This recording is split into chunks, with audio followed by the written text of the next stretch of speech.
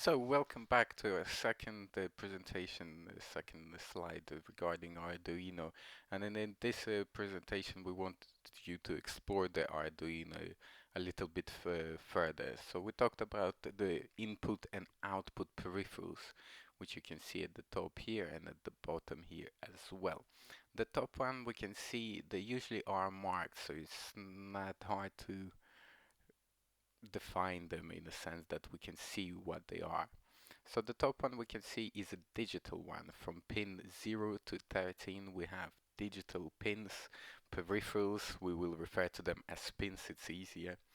And pretty much they have 13 pins which we can use and connect external components to sensors, LED lights, or even LCD if we needed to. You'll also see a couple of ground and V5 and 3.3V. That means it's the voltages pins. We use them to ground our circuit. We must ground all of our circuits, otherwise the circuits will not be complete. So let's go and have a look what we have in store for the digital pins. So for the digital pins, as I said, they are located at the top of your Arduino and marked from 0 to 13. All can be used as digital ports. So what is a digital signal? Digital signal is the mother tongue of the microcontrollers. It operates only in two states, the state of high or low, 5 voltage or 0 voltage, or in the binary form of 1 and 0. If you ever encountered any computer language, and you can see that the binary processing of the computer is through 1 and 0. That's how we communicate with our computers, and the computers can communicate back to us.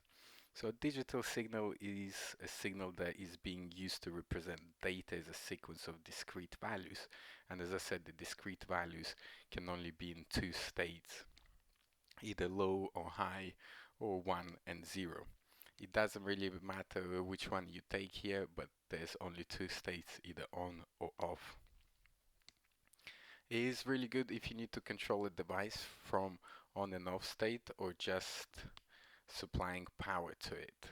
Otherwise, if we, for example, if we need to run a motor at different speeds, that will be no good for us. So as I said, it represents information in discrete bands. All levels within a band of value represents the same information state, so it cannot be any other state. We cannot just do 2.5 all of a sudden. It has to be either the 5 voltage or 0 voltage. Obviously, if we operate the circuit on 3.3 voltage, then we'll define it instead of the 5 volts. And we can see that they usually, well, they are always represented in a square wave, those digital signals. They cannot take a sine wave or cos, none of that, only the square waveform. They also can represent a clock signal. Is a special digital signal that is used to synchronize digital circuits. That's more of a concern when we try to, for example, bridge two Arduinos together. Otherwise, we don't need to worry about the clock synchronization as of yet. This is a general overview of the actual digital signal. There's much more to it, and there's also factors as the digital signal stores information and data, which then is sent to the external components like sensors and shields. However, we don't want to really jump into that. We just want to keep it as simple as possible. When there's something which will need to be defined, we'll define it as we go along. For example, as like we mentioned, the clock and the synchronization and the information exchange between the sensors and the actual Arduino is all done through the signal as well, whether it's digital or analog. But as I said, we don't want to populate your brain with too much information right from the start when we don't see it as being very necessary. So for now, we just need to know that the digital signal just has two states, and he just sends a signal to the external components as sensors or LED lights in two states, either on or off. So just before we jump into the actual our first experiment, I just wanted to show you what the color coding on the bands of the resistors means. So if you take out one of your resistors and look closely at it, you'll see there's a few bands of colors around it. And what those colors means, if we have a look at the definition, how to read resistors color codes. You do need really good eyesight for it. That's why I mentioned earlier, do not take them away from the strips, because otherwise it will be a little bit more difficult to recognize which of the colors are displayed on the resistor. But if we look at it closely, you'll see that there will be about six colors marked on the resistor around it. And what it means, the very first color will be defined in this order. Black is 0, brown is 1, red is 2, orange is 3, yellow is 4, and so on and so on. Also, the same applies to the second band, and it also applies exactly the same to the third band. So in this example that we are looking at now, we can see the very first strip is the red ones, which means it's number 2.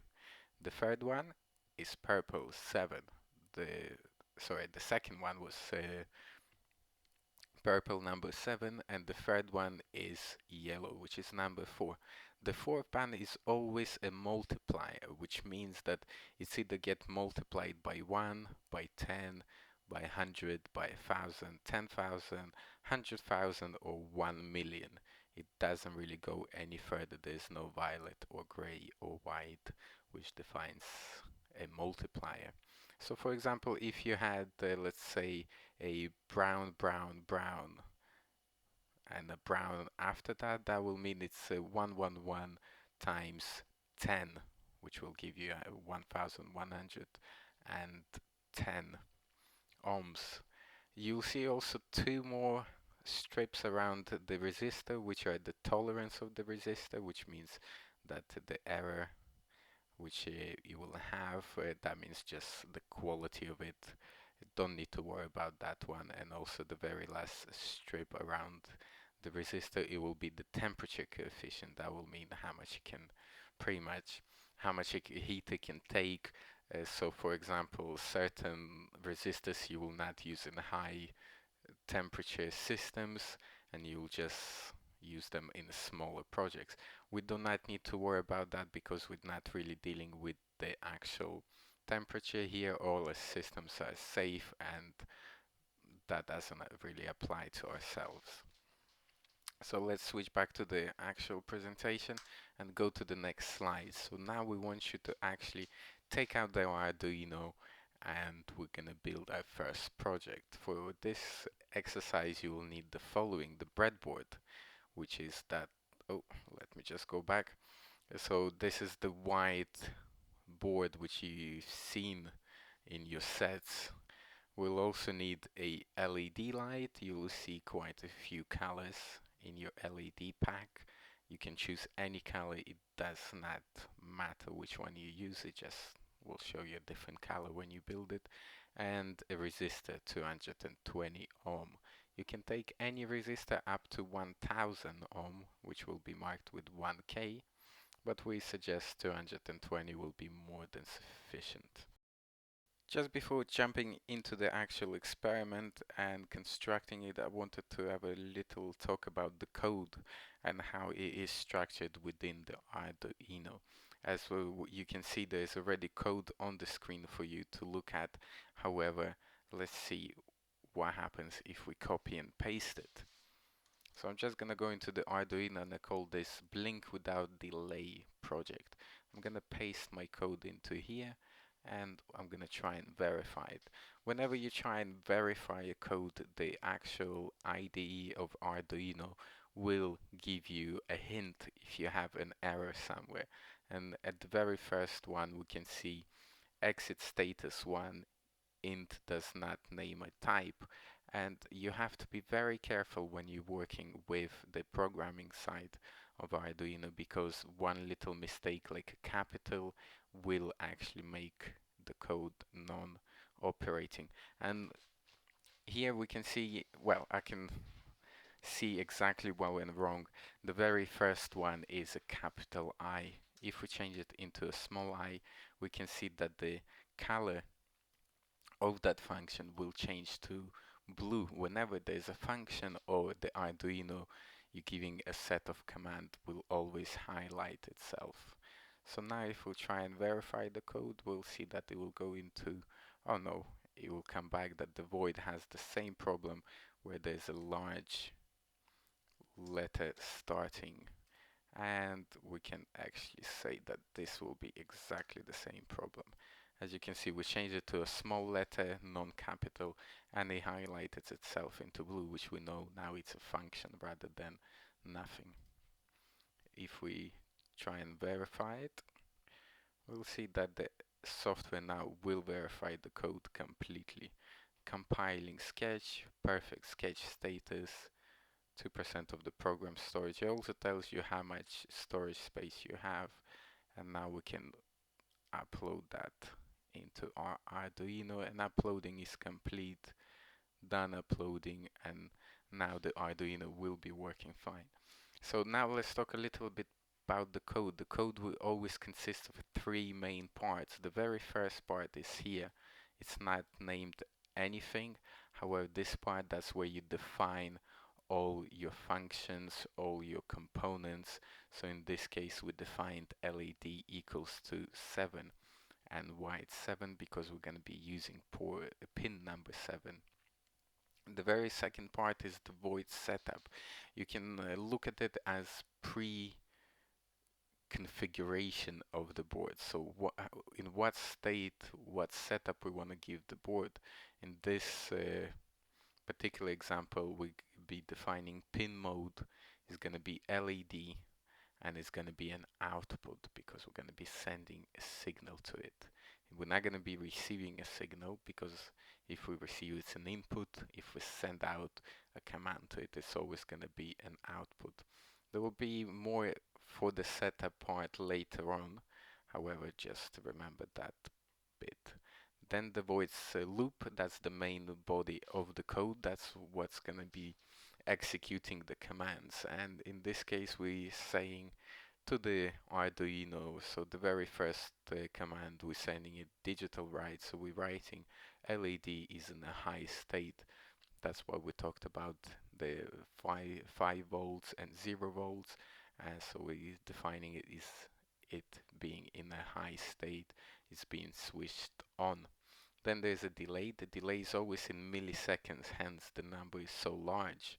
And we're saying after the delay of 500 milliseconds, we want the code to do a new command.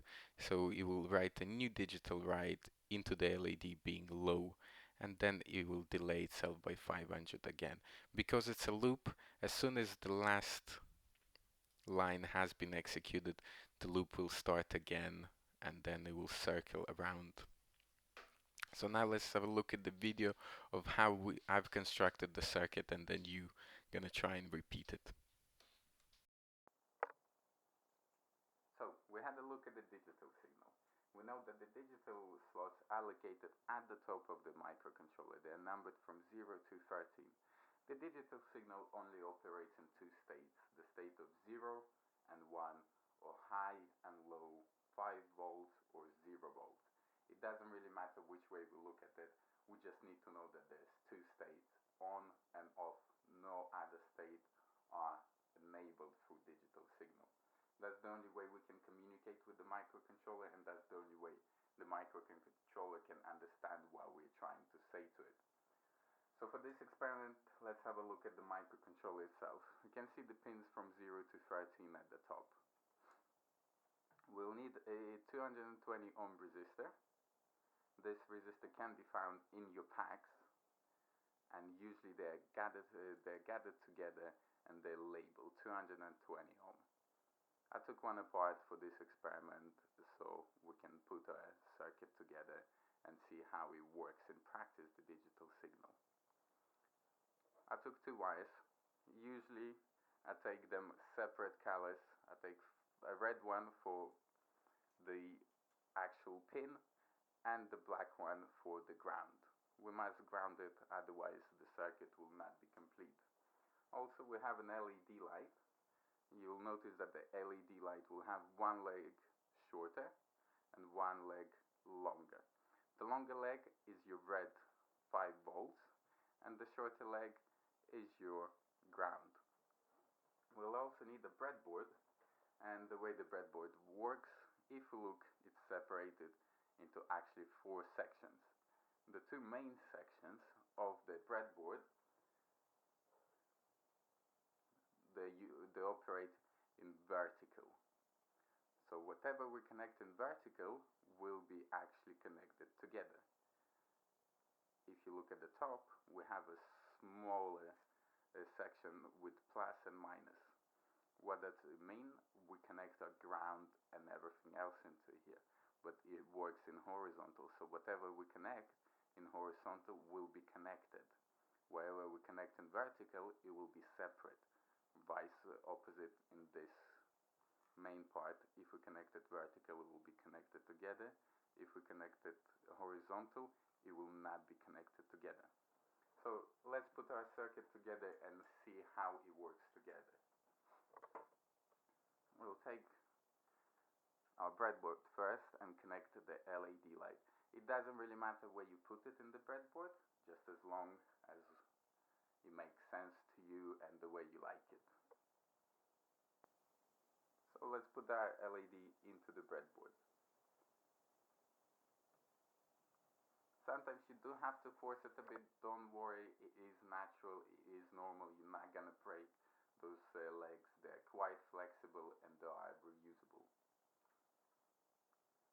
For this experiment, I chose pin number 7.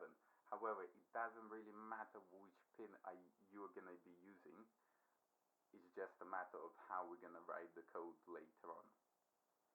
So because it's our pin, we must connect it to the longer leg. The longer leg is on the right hand side, so I know that I'll need to connect it somewhere around on the vertical axis, or if I'll use the resistor, which we have to use in this case, so don't worry, you do need to bend it, and it's quite natural for the resistors to be bent, so don't worry about it if it looks like it's gonna break, but it will not.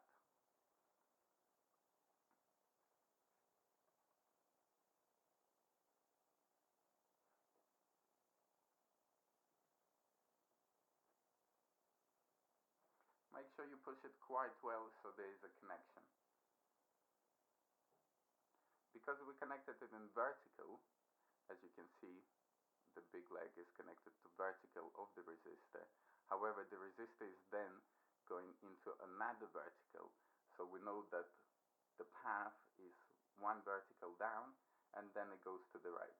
So now we connect our 5 or our pin into the resistor leg vertical. And now what we'll need to do, we'll need to ground it to complete the circuit as well.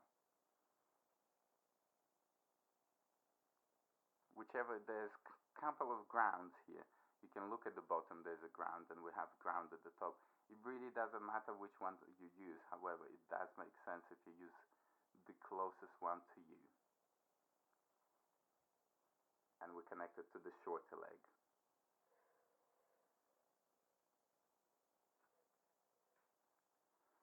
That's it, our circuit is complete. Let's upload the code and see what happens and how the microcontroller responds to us. To be able to upload the code, obviously you'll need your USB cable and you'll need to connect it to the microcontroller and then to the PC to give it power.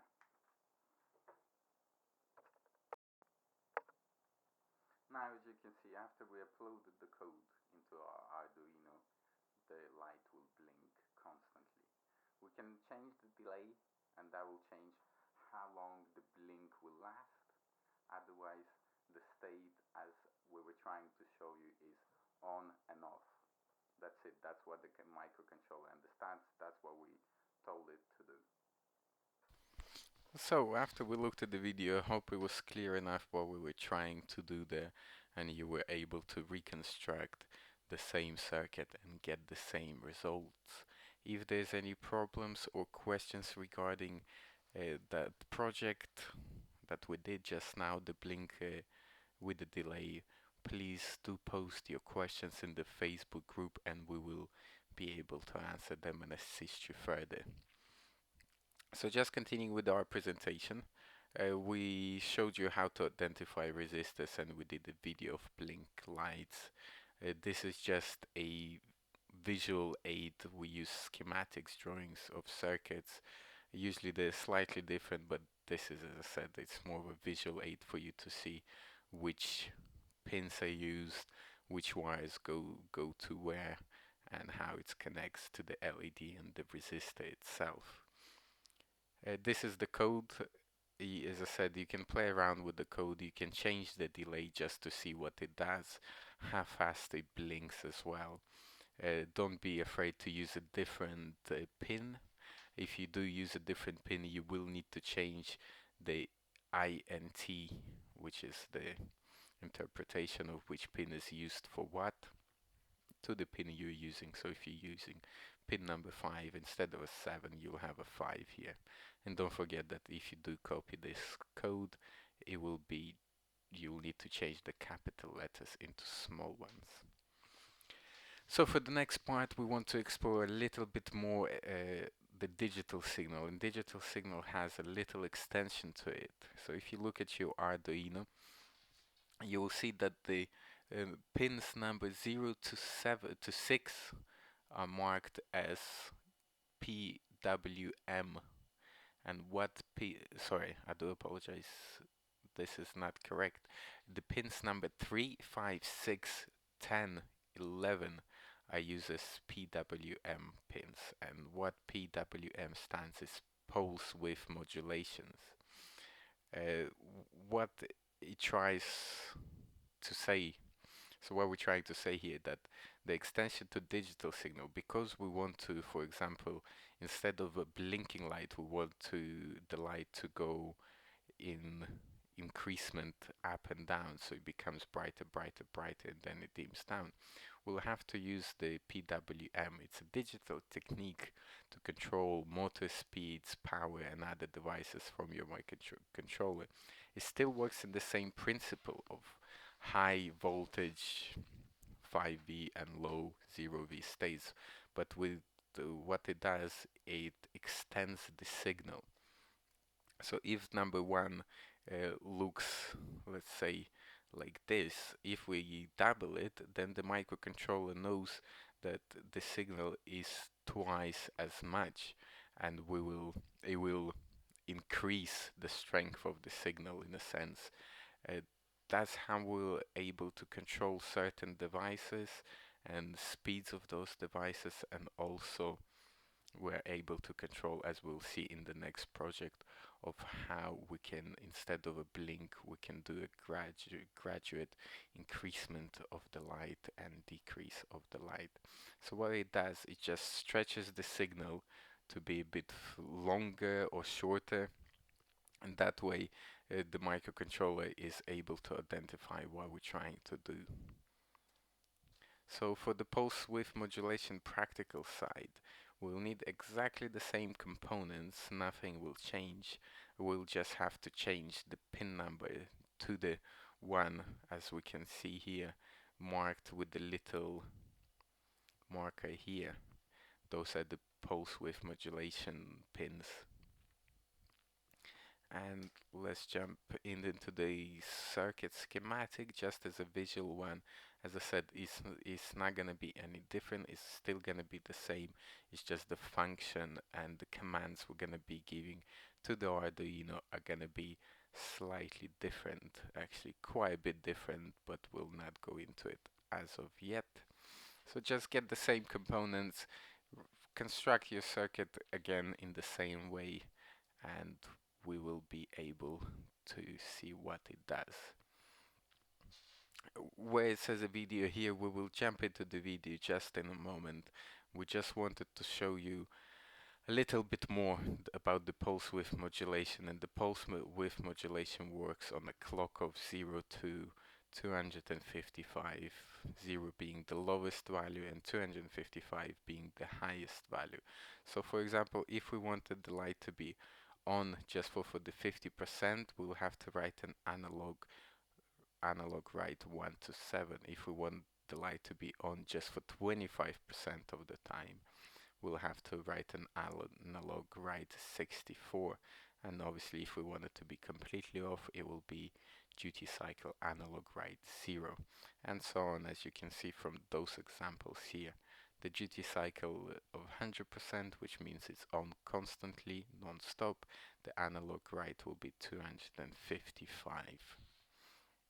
This is the code example, so here we're going to be using a couple of definitions. Well, let's put it that way. We'll have to define the LED itself, and for this experiment we'll be using number 5, pin number 5. We'll have to define the brightness as well, so we'll start from the brightness of 0, and we'll have a fade amount as well. That's by how much we'll be fading that duty cycle.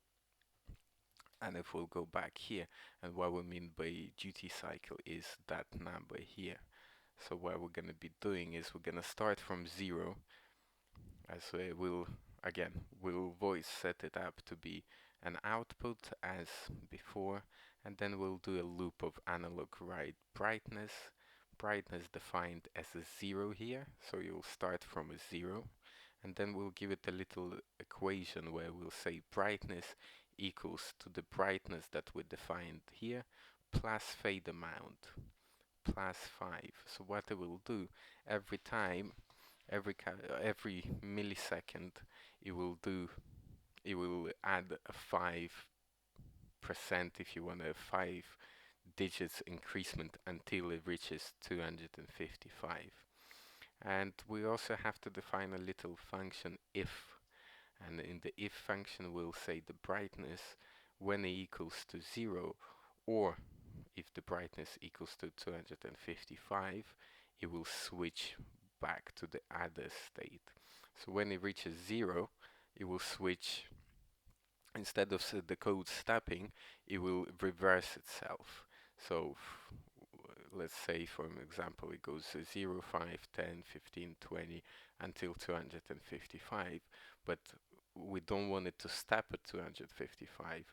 The OR command, which is the 2 lines here, then at 255 will reverse the function and it will start decreasing.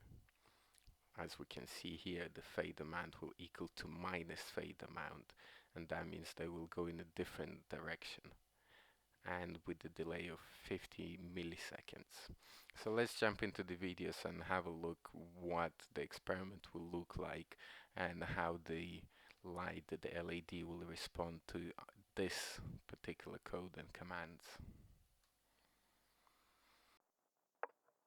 So now we're going to look at the pulse width modulation. So we already had a blink with our LED and it's all good, we like it. However, what if we want the light to fade out or not to be just on and off? We would like it to do a bit more.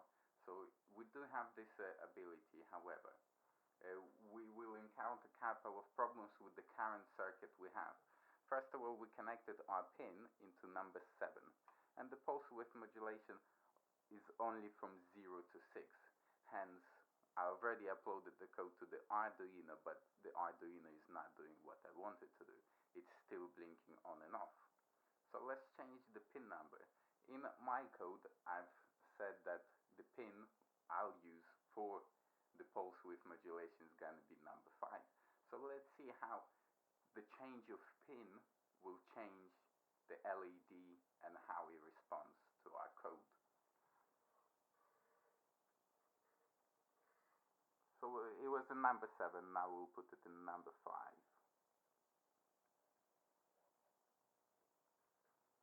And obviously nothing is going to happen at the moment because we did a change, so let's reset the board using the reset button.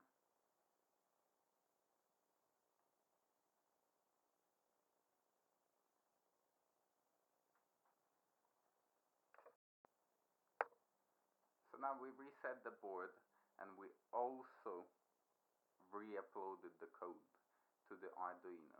It's not quite clear on the actual video, however, the LED will slowly dim down and then it will switch off and then come back on into full brightness, then it will dim down again and come back into full brightness. That's what pulse width modulation does. It allows us to control the power we supply to our shields, to our other external parts like LED lights, the servo motors. Also, if we want to drive wheels, we don't want them to drive at, let's say, 100 power all the time. We want them to go slower in the corners, a bit faster in a straight line. So that's what pulse width modulation would allow us to do, is to control of how much power we give it at a certain time or at certain intervals or in certain situations. It's not just on and off. Now that it dims down, goes to 0, comes back on. Just want to show you with a bit more delay in the code, increase the delay. We now increase the delay to 500 milliseconds in the code instead of the 50. So now the blink will be much slower. You can see how the LED goes into full brightness and then it slowly will dim down and then it will come back slowly into full brightness again. However, obviously it will take longer because the delay is much longer. So what it does is circles around the power in much slower rate.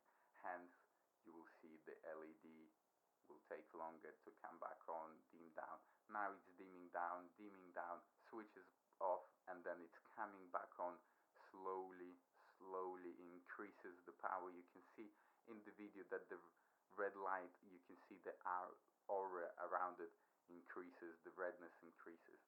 The LED, you can use any LED color.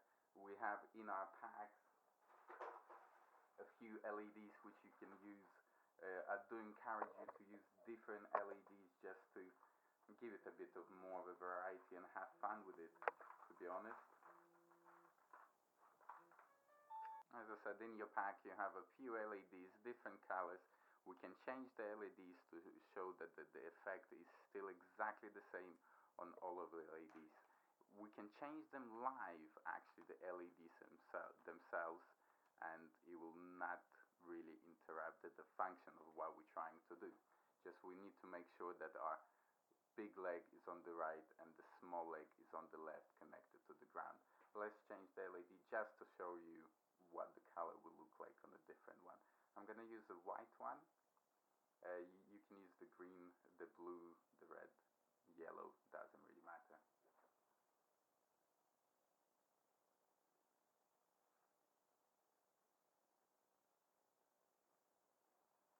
And as you can see, straight away we took it out. We haven't reset the board or anything. We just did it straight away live, and the microcontroller responds exactly the same.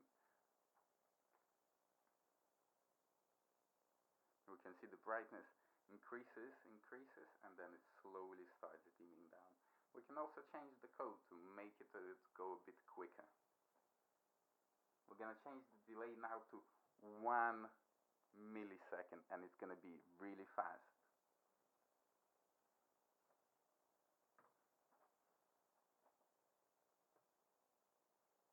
So now we verified the code and we're going to upload it. The code is now uploaded, and now the Arduino is responding with the new code. We didn't need to press the reset button because we did a new upload and the Arduino automatically knows we're sending it a new command. So you can see the blink is really fast because we changed the delay to 1 millisecond. Let's increase it to 50 milliseconds and see the slower rate. Again, all we do is in live presentation. My laptop is on the left, so I'm just changing it as we speak.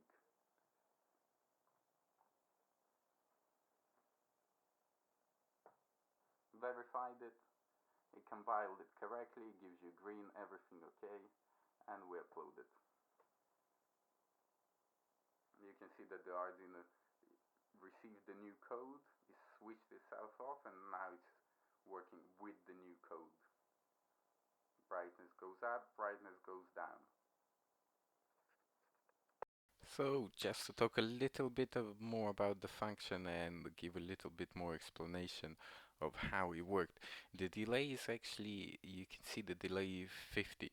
That means every 50 milliseconds that function will be executed from, let's say, hypothetically speaking, from top to bottom. And that's why when we changed the delay to 1 millisecond, like in the video, you saw a very quick blink, because in that 1 millisecond, the Arduino circled from 0 to 255 and backwards as well. Microcontrollers, what you have to realize with them is they operate very quickly, so we can send certain functions to go up and down within milliseconds. And obviously that's, as you saw, we get the blink effect through that pulse width modulation. So just remember the delay related to that function in that experiment, and that function was circulated within itself from 0 to 255 and backwards within that 50 milliseconds. So I hope that gave you a bit more explanation regarding the functions that we used here. Do not worry if you don't understand the functions as of yet. It was more of an example of how the pulse width modulation operates and how we can manipulate certain things with digital signal of pulse width modulation. So let's move on and have a quick look into the analog signals and pins. I must warn you that we're not gonna be using them as of yet, the analog signals, because they are more complicated and the projects that we have to build with them are more complex. So at the moment we're just gonna briefly touch about them, and the analog pins are the bottom ones. They're numbered from A0 to A5. And what is analog signal? Analog signal is very different to digital. First of all, we can see that it doesn't use square waves, it uses the sine wave with respect to time and amplitude. So it can circulate from top to the bottom, i.e. from +5 to -5. Why we use analog? We do not have a choice when it comes to interacting with certain things around ourselves. So for example, if we wanted to measure temperature, and the temperature can change with respect to time, so let's say an oven, when you just switch it on, the temperature will increase slightly with every second. And for the microcontroller to be able to read that, we'll need to use the analog pins and analog reading, because it will be different reading at different time in a sense. So it's not going to be the same for every second. And the pulse width modulation is going to be no good for us here, because it's not going to be able to read that change correctly. So that's why we use analog. Analog is always used when it comes to interacting with the outside world, in a sense. Analog pins and signals, the Arduino comes with an inbuilt analog to digital converter. Hence we get the peripherals, the pins from A0 to A5, so you don't need to worry about converting. Certain microcontrollers don't come with that converters, and then you need to do manual setting and setup of the microcontroller to be able to convert those analog signals to a readable data. So as we said, it does it automatically for you. That's a really good part about the Arduino as well. So we have a couple more things around the Arduino. If you look at the top left corner of your Arduino, you'll see the reset button, which we already used. You can press it at any time, and all it does, it stubs the code at that point whenever you press it, and it will just reset the code to start from the beginning. Then we have the serial USB connection, which is the silver big part. We already used it as well to connect the blue cable into our PCs, laptops, and is just a channel for us to upload the code into the Arduino and also power it. The very bottom one is the black sticking part which sticks out. It is used for external battery connection for your Arduino. So certain projects we're not going to be running it from the PC or the laptop. We're actually going to connect the battery so the Arduino can act independently without it having a connection. So for example, when we want to move wheels or motors and we want the Arduino to move, obviously it's not practical to have the cable plugged in because it cannot move too far away from us. You will also see a couple of blinking lights, and they are always going to be blinking at a certain stage, the TX and RX lights. The TX is the transmitting light and RX is the receiving light. So whenever we transmit a signal, for example, with the LED lights, it's an output, so we're transmitting a signal. Whenever you see that blink on the LED, you'll see also the TX light blinking because we're transmitting the signal, we're transmitting data. The RX, that's when we receive and the data, and you'll see it functionality later on.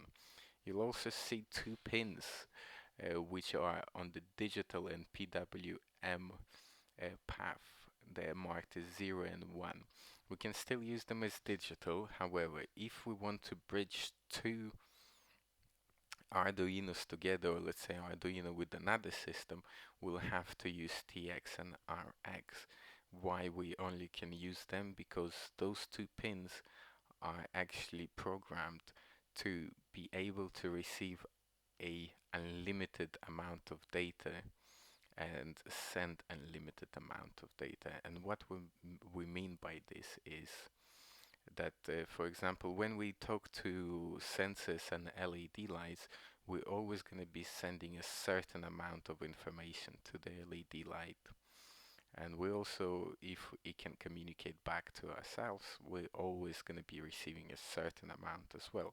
So it's a fixed amount always. So the Arduino knows how much information it's going to receive from those sensors or external components. However, if you communicate with, let's say, another Arduino, the other Arduino can send, let's say, 5 bits of information this second, and 5 seconds later it will send 50 bits of information.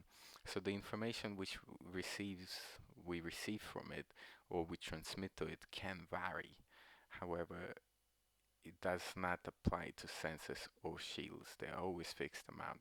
So it's a bit more of a complex functionality of Arduino, which we hopefully will explore later on when we try and build much more complex projects with the Arduino as well.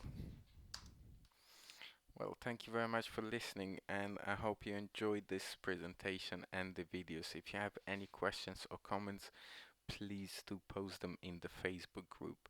The next presentation will be a bit more light on the talking part and it will be more practical.